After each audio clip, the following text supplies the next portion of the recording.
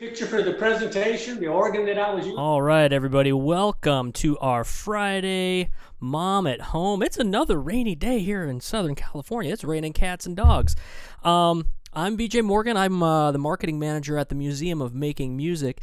And I don't know if you caught my quick post on Instagram this morning. I was playing around with a software version of a Hammond B3 very, very poorly. So if you have a moment, go to our Instagram page and check that out of me noodling around on that software B3. However, today we've got the real deal for you. Mr. Bill and our very special guest, Mr. Jack Hill, who was a volunteer at the Museum of Making Music, and now he resides in Texas with his lovely wife, Linda. And Mr. Jack Hill is a musician, an artist, and he performs on the B3 just fantastically. So I would like to go ahead and hand it over to Mr. Bill and get this conversation and maybe a little tune started for today. How's that sound? That sounds great. Thanks so much, BJ. And boy, you are right. It is raining cats and dogs here. I got the shovels ready because there's a lot of mud to take up out of the backyard. Well, Mom at Home is so thrilled today to have our special guest, Mr. Jack Hill. Jack is indeed a consummate musician, performer, educator, just an all-around musical genius. And what makes today even more special, as BJ said, Jack was one of our museum school tour facilitators for several years. Treating his visiting students to his unique brand of music education is fun.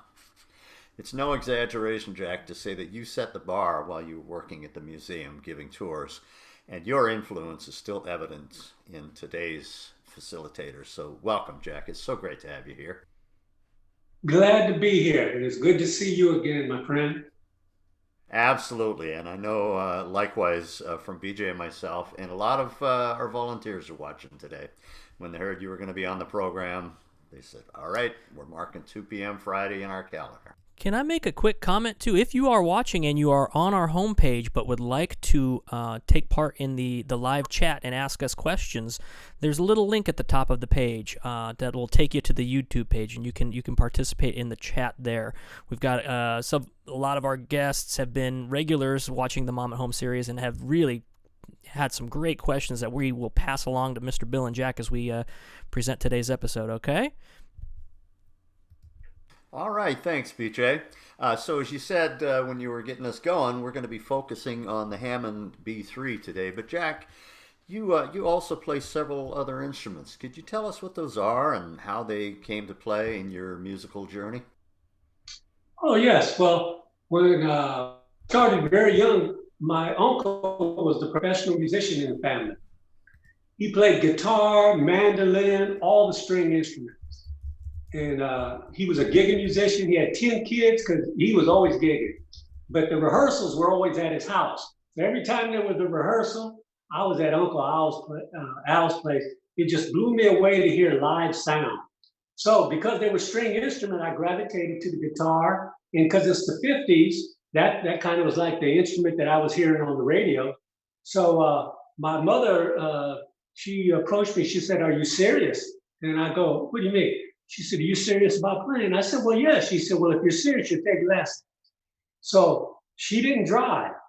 So we either walked or caught the bus. So I walked downtown, signed up for lessons at Thurl's Music Company, 8 years old. Came back home, showed her the paper. She said, "You're really serious?" I said, "Yes, Mom." She says, "Then you'll pay for them." So I got a paper route. So I didn't miss a lesson. And I didn't buy a case, so I was always carrying my guitar. So picture me downtown San Diego carrying my guitar. So my first teacher was Mr. William Scraper. So that was the first instrument. So when I got to junior high, which is they call middle school now, they had the nerve to give you the choice of picking your instrument by alphabet. So by the time they got to H's, there was a whole lot of instruments gone. So the music teacher pulled out the cello, and I didn't know what the cello was back then. I really didn't. So he pulls it out, and knowing me as I do, I've always been this way. I hollered out, "Look, a pregnant guitar." So Mr. Nyberg, William Nyberg, he was from Germany. So the first thing he said was, "Here, you'll be playing cello."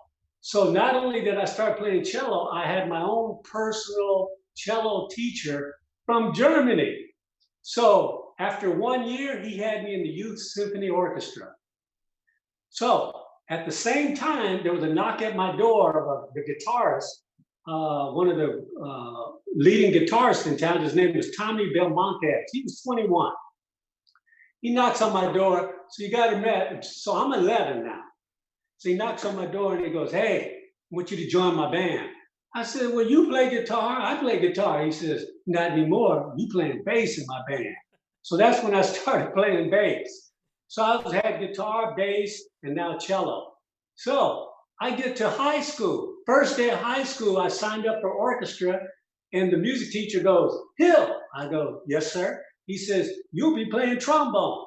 And I'm going, "What are you talking?" I don't know anything about trombone. He goes, "Trombone, cello, same thing." I said, "Why me?" He says, "Because look down on the football field. All the trombone players are on the defensive and the offensive line." He says, "So all football season, that's where they're going to be. I got to have at least one trombone." Guess what instrument he played?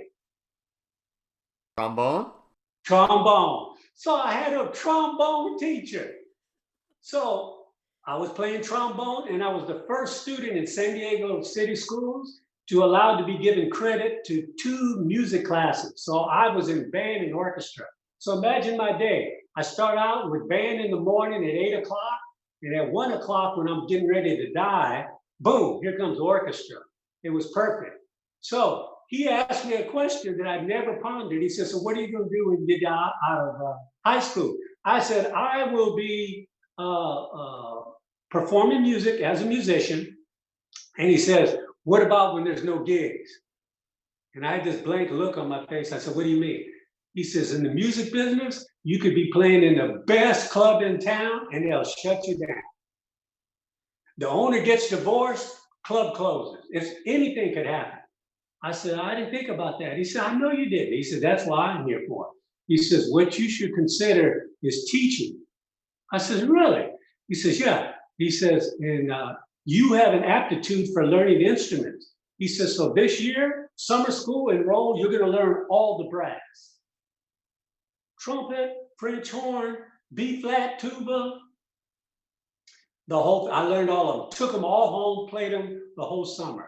The next summer, I learned all the reed instruments: E flat, alto, B flat, tenor, soprano, flute. And then my last year was all the strings. And so when I graduated, I had learned all the instruments. So I can teach beginning band and orchestra anywhere at any age. And he was right. Jack, I have no words. I had a list of about 3 or 4 instruments here, and you pretty well filled in all of the woodwinds and all the brass and all the strings. I am absolutely amazed. And you know what I have to say? Thanks, Mom, because it sounds like it was your mom that really set you on that path and said, if you're Yeah. serious, that's fantastic. So obviously you're an educator as well. I remember when you were living here in California, you were teaching down in Encinitas. Oh, wait, just a second. So my first teacher, I had 3. So the first one was William Scraper, that's the guitar, and the cello teacher was Mr. Nyberg.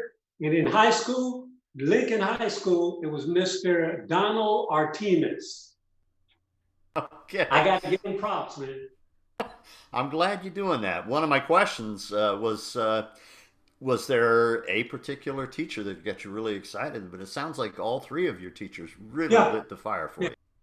That first teacher that I had, I still use today this method, Mr. Scraper. When you're going over scales and you notice the student is kind of looking at you like, do I really have to do this? You know, if you're not self-motivated, it just really gets. So he would tell me, because the place where I was taking music lessons was a music store. So the lessons were upstairs. He says, go downstairs and pick some music you want to learn. And I said, really? I went down and everything that I hear on the radio is in front of me.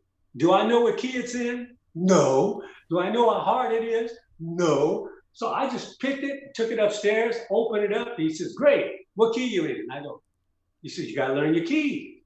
But these are your notes. These are your chords. And that's how I learned how to basically learn how to read a lead sheet. So to this day, when I see my students getting bored, I ask them, what song you want to learn? And they'll name a song that's completely, down the road, like 5 years ahead of their time. And I go, okay, let's download it. And they look at it and their eyes get crossed. And I said, we can make sense of it. And that's the way that I do it. That's the way I've been doing all these years. Really very motivational, getting these kids excited, like your teachers got you excited.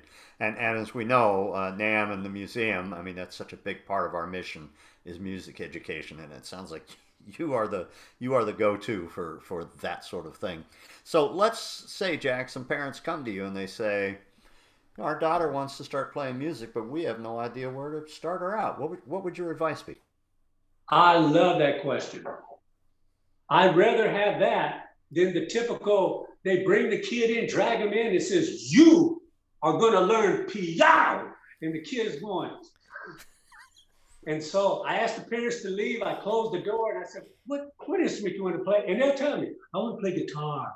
I want to play sax. And then I'll let them know, hey, piano can get you started on any instrument. So here's what we're going to do. Here's the plan. You're going to learn piano 6 months. We're going to have a concert. Your parents are going to cry. And while they're crying, we're going to go up and we're going to go, he wants to play saxophone. You got it. Absolutely. Now, for the other question that you asked me, what instrument should they play? Back in my day, you could go in the music store.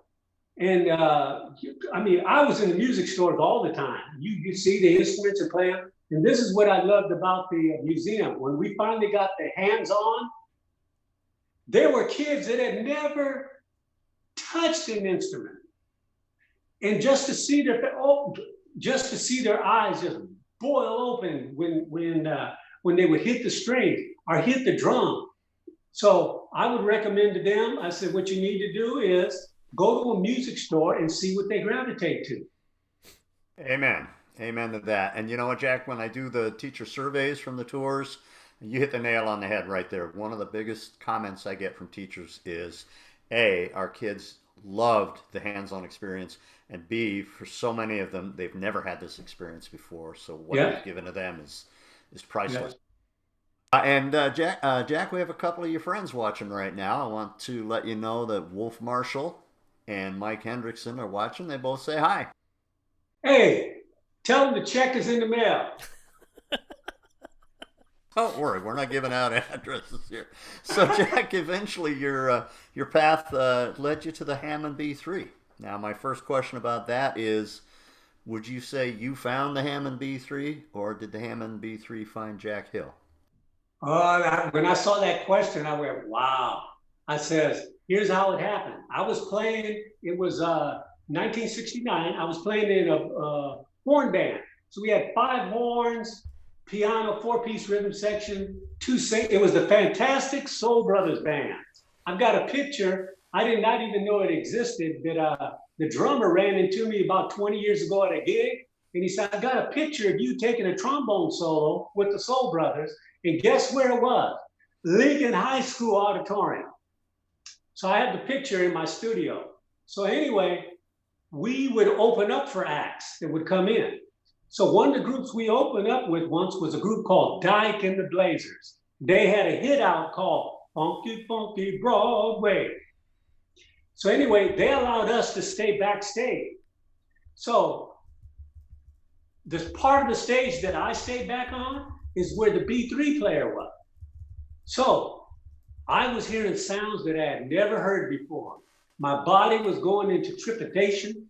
I was like, what in the world is going on? Speakers were turning, sounds were going, he was moving it. That was it. I never took piano lessons. I mean, like formally, I learned how to play piano. But I went straight to the Hammond because I said, that's what I want. There you go. That's how it happened. That's something that Carolyn Grant refers to all the time, is how you find your voice. And it sounds like in your travels, you found your voice in the Hammond B3.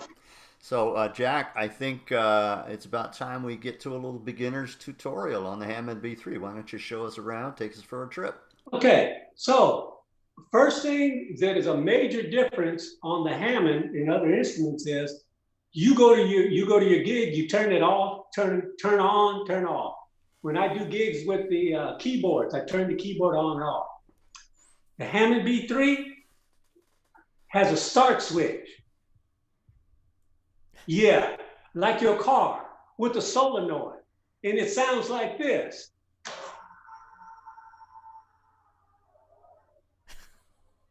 You hear it? Yeah. So what it's doing is it's warming up the tone generator, and then you flip. Speakers are turning. Now the organ still is not ready to play because the tubes haven't warmed up yet. You gotta wait for the tubes to warm up, man. How long does that usually take? It's ready.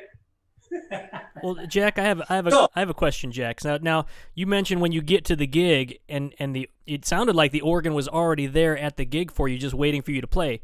Is that true, or do you have to lug that thing with you all where you're going? Okay, back in the old days, every legit club had a Hammond B3. Every legit club. So as time went on, they started.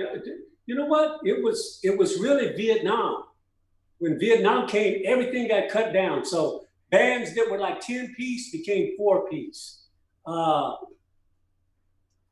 So this was an excellent way for, I don't want to blame them, but I know they took advantages, for club owners to get rid of the stage. So today, it's very, very few times will you have a gig where you have a legit stage. Usually you'll come in, where's the band? Over there. And so what happens is you can't even fit the B3. I've been in Texas since 2017. I haven't been able to play the B3 at any of the gigs. And I've been at the Hyatt, downtown Austin. It's crazy. So I have dollies, and one of the smartest moves I ever made when I bought the organ in '69. By the way, the organ that I bought is the one that you guys have my picture of for the presentation. So that was a B2. It wasn't a B3. The only difference is the B3 has percussion. So if you look in the lower left-hand corner, you'll see 5 little tabs. I had percussion added to the B2, which made it a B3. So the dollies I bought for $75, let me tell you, brother, I still got the same dollies. The straps have broken a couple of times, but it's still kicking. So right here, the upper manual, these are called presets. In the old days, each preset, so the normal keys are black and the black keys are white. This is Hammond's way of integration. That was a joke. Anyway, what he did is he would label on here violin, piccolo, trombone. They were all called presets, preset sounds. The last 2 presets were the B flat and the B. That's what hooks you up to the drawbars. So if I press the B flat and I come here, so now I have, right? So since I'm on the drawbars, did you hear this one note? That's a C, middle C. I'm gonna pull out the next drawbar. That's the octave.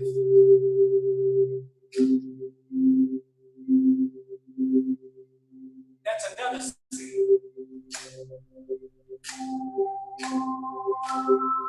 Now you hear the E, the third, the G, and another C. I'm just playing one note. So you see what happens? If I pull out all the stops and play a chord, that's where the expression is, pulling out all the stops. Because brother, the stage gets lifted when that happens.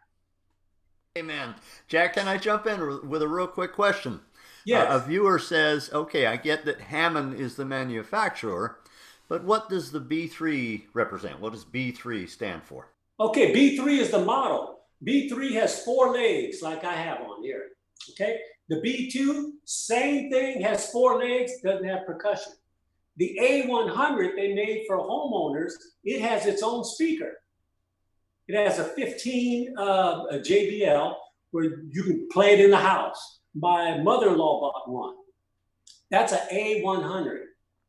The C3, that's the one where there's no legs. It goes, the wood goes all the way to the bottom, almost impossible to carry. That's the C3. So you have the A models, the B models, and the C models. So basically, those are just model delineations, correct? Yes, and also how, whether they're going to have 4 legs or going all the way down or its own speaker. Got it. Okay. Oh, by the way, I was able to meet Les Paul. He was yeah, he was on the way to the museum. I met him at the airport, Carlsbad Airport. Talk about chance meetings. So I said, Mr. Paul, I've enjoyed your music, your innovations. Just to let you know, I played a Hammond B3. He looked at me and he said, brother, he said, the best marriage that ever took place was the Hammond B3 and the Leslie speaker. Amen. See, because Mr. Hammond did not want the Leslie speaker. He made his own Hammond tone cabinet, which didn't spin. It was a regular amplifier. The boy, Mr. Leslie, he's from Fullerton, California. Once he made the Leslie, there was no stopping it. Yeah, I recall when we had an event at the museum a long time ago, and Don Leslie happened to be there, and it was before he passed. He passed a while ago, but it was a very inspirational meeting, and it was like, you know, the perfect complement to each other, like peanut butter and jelly, or whatever. Those two components were almost destined to get together. Unbelievable, man. So, Mr. Bill, when I go to the B3 set, what that hooks me up with is what's called the percussion. And again, this is all Mr. Hammond back in the 30s and 40s coming up with this idea. Percussion meant now you could put a percussive attack on a note. So normally the C would sound like this. I put percussion on it. I put decay on it. I put harmony on it. I put volume on it. Where normally that would be. So now with percussion, I got it. Now, when people would come up to the organ because they would see you moving your hands and stuff, one of the tricks I would use, I would turn the percussion on, turn the drawbars off, and I would play a chord and it would sound like this.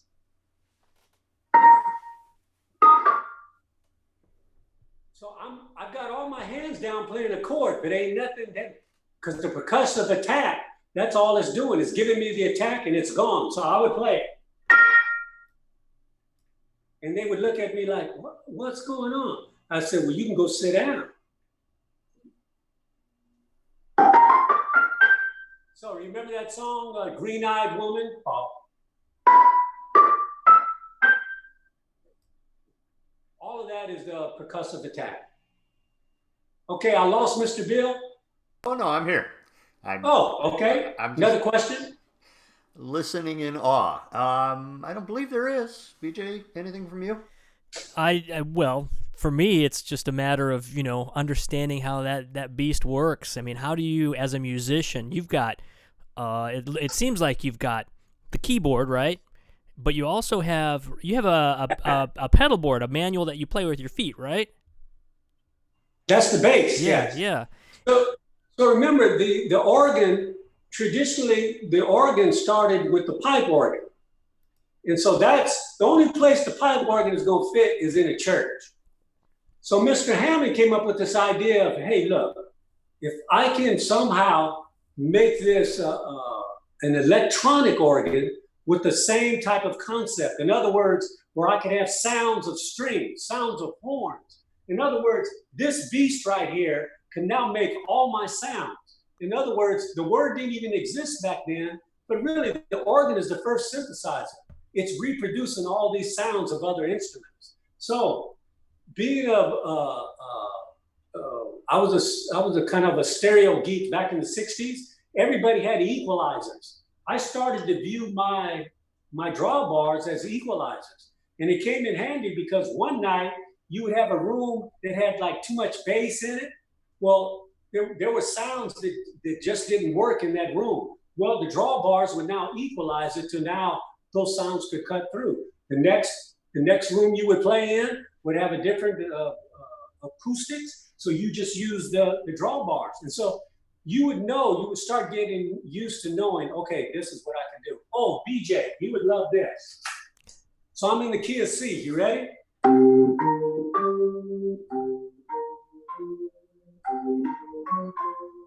right? So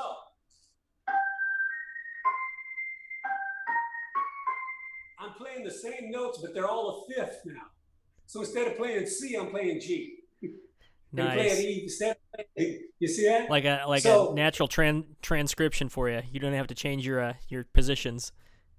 So this is when I would laugh at the guitar players because they got the capo. So whenever I see them pull out the capo, I go, cheater. I said, learn how to play in the keys, right? And so then I said, hey, look what I can do. Mr. Hammond thought of this. So I can go up a third. I can play a third above, a fifth above, but I'll always plead the fifth. So it's like a capo and a drawbar then, is that right? Yes. Yeah. And another thing, BJ. Yes, sir. So while you're playing the pedals, right? So the B3 has 2 octaves of pedals, right? So while you're playing the pedals, playing the lower board, what these drawbars allow you to do is to now you can do your hits or your kicks. So you can be playing like see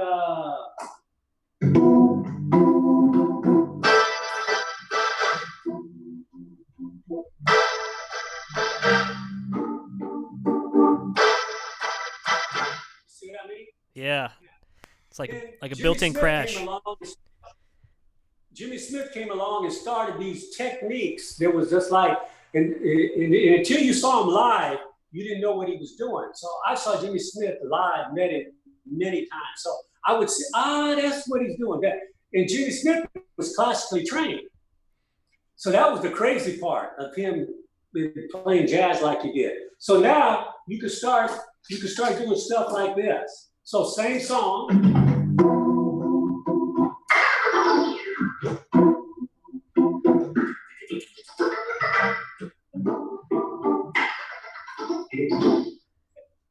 Jack, you're taking us to church. Can I get a couple more questions in for you? Yeah. All right, we've got some great questions. First one, why do you think guitar and B3 became so popular? That was like what Les Paul said with the marriage of the Hammond B3 and the Leslie. Those 2 instruments complement one another like bacon and eggs, you know? And when you get 2 guys together that play, playing with you, it was just like, dude, we've been playing together years. We just sat down and just started playing, man. And what it is with B3 players and a good guitar player, they're concerned about tone, not volume. So they're working on these tones, and when I'm hearing these tones and it's moving me, I gotta reciprocate. I gotta come up with some tone, you see? And then I see it, yeah, man, there we go. Me and Wolf would do this like every night. It was just like, man, it was a great time. Awesome. So it's a musical symbiosis, really. You didn't have to use that big word. I know, but I got to throw one in once in a while. Okay. Hey, here's another great question, and I'm curious to know the answer to this too. When was the Hammond B3 first manufactured, Jack? So it started, first of all, in Chicago, Illinois, Mr. Hammond, in the early 40s. So it was interesting. Each year, they would kind of like do little tweaking, and everything stayed the same. But for instance, the drawbars, when you pull it out, when you pull the drawbar out, there's there's substances back there that are moving, you know, going back and forth. So in the early organs, you would actually hear a rattling sound coming out. It was funny. So right now, I can actually hear, it's, when you're on a gig, you can't even tell. But there are little nuances in sound that you can hear when the drawbars come out. That's just the sound, the sort of the partial being worked into the sound when you're pulling the drawbar out? Oh, and the years go by, the organ, it starts to get vintage. So it's funny, when the first keyboard that I got to manipulate the sound, I didn't go to the Hammond synthesizer. I didn't really like the sound. Nord was able to take you to a database that allowed you to download any B3, any year, any Leslie. So I was like, oh, really? 64 was a great year, baby. 64, they had some big, all the B3s that came out were bad. So I downloaded 1964, and then I said, Leslie, I said, man, my Leslie that I still have today, 1951. I put that in the Nord. So that's what I use. So for these venues where you can't get the organ into the venue, the Nord is your go-to then. Oh, always, always. Okay, a couple more questions here. Kind of two in one here. Does the B3? I know you were talking about the Leslie speaker, which is such a wonderful sound. The viewer asks, does the B3 have its own internal speaker in lieu of the Leslie? And second part of this question is, and what was the power rating in watts of the amplifier? So the only organ that Hammond made that had its own internal speaker was the A100. Okay, the power rating I couldn't give you here now because back in those days, watt was a bad word. Yeah, so the riots, you remember? Yeah. If you were playing the B3 through a Hammond issue speaker, then it would be an external unit, just like the Leslie. Yes. Yes. So you can get. They made adapters. Matter of fact, I had my first keyboard that I could afford was a Vox Continental. That was organ, right? And all the British groups were using it, but they were using it with amps. So I got a what was called a preamp, and I hooked it through a 122 Leslie. Baby, it was a whole nother world. Opened up a big door for you, I'm sure. Oh, can I tell you a story that happened with that? So it's a true story, Vox Continental. So I played it on a gig. The drummer took all the instruments to his dad's place in Mission Hill, San Diego. So he's on Highway 94 driving into El Camino. The tailgate comes off. The Vox Continental spins on the freeway. So he calls me up and he says, I tried my best, Jackie. I waited, got hit once, got hit twice. And so he was a jokester. So when I went to the house, there was in pieces.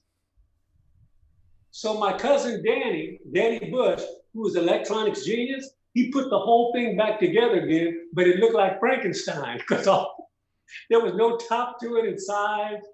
So people, when they would come, they would just look at it like, what? But hey, it played. That was the important part, right? That it still played. So back to your B3, I'm looking at it in your studio there. You were telling BJ you play the bass with your feet, foot pedals, and then I see two keyboards on the actual organ itself there. Explain the difference from one to the next. Why would you have the two keyboards there? Okay, so we call this the upper manual and the lower manual. And I had an uncle named Manuel. So it's so interesting with the Hammond. It doesn't have a volume pedal. It's called an expression pedal. And you know what an expression pedal does. So a true B3 player, it's always moving. And it's like the old pipe organs, breathing air into it, right? So you're taking notes.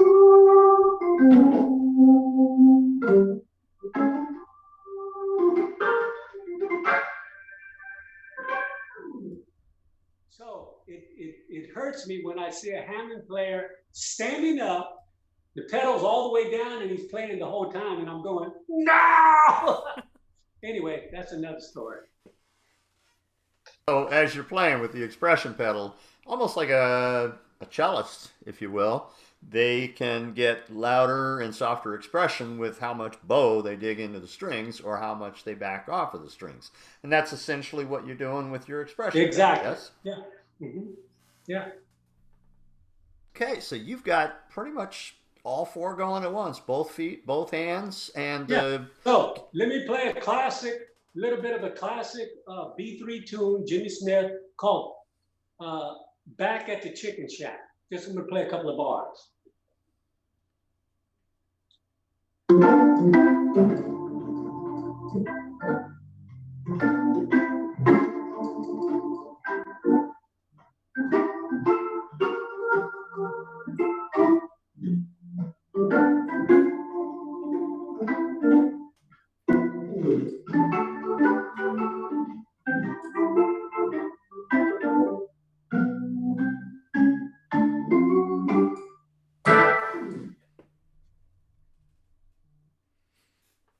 yes, sir.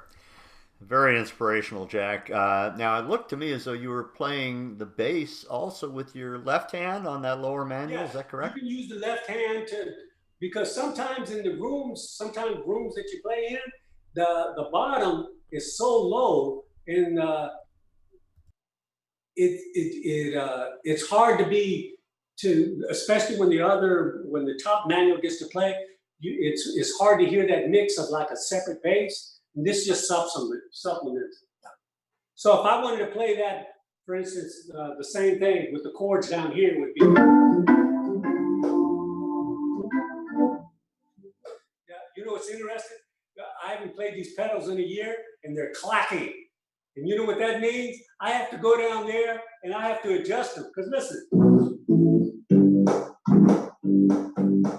see that? Drives me insane. Oh, by the way, these bass pedals I have are chrome plated. I had a good friend who works for Frito-Lay, Los Angeles. He calls me up and he goes, Mr. Hill, there's a set of bass pedals. I've seen them before in the organ. They're chrome plated and it says for free. You want them? I said, yeah. So he drove all the way from LA in the Frito-Lay truck, and that's how I got these pedals. Jack, you have the most interesting stories in the world. Hey, let chips fall where they may. What do they say? You can't make this stuff up. Those are Hey, tremendous I don't stories. make this stuff up. Well, Jack, I want to thank you for sharing your time, your talent, and the story of your journey today. This has just been wonderful.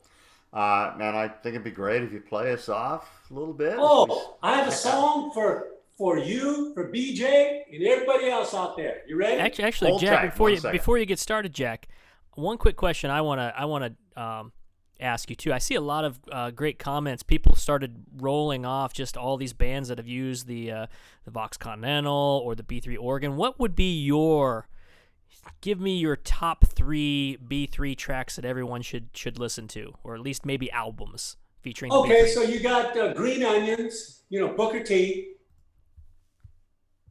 And then you've got Jimmy Smith. You got to have Jimmy Smith in there. And then really, the guy who's carrying the torch today that I really appreciate what he's doing is he's not just all jazz, and that's Joey DeFrancesco. He's doing Michael Jackson tunes. He's like crossing the line with the B3, and he's smoking, man. He's smoking. So Awesome. That's what I would recommend, those 3 guys. Awesome. All right, recommended listening list. Yeah. Well, I tell you what, we're wrapping up. If Bill recommended you play us out, give us a little more taste of that B3. Here you go.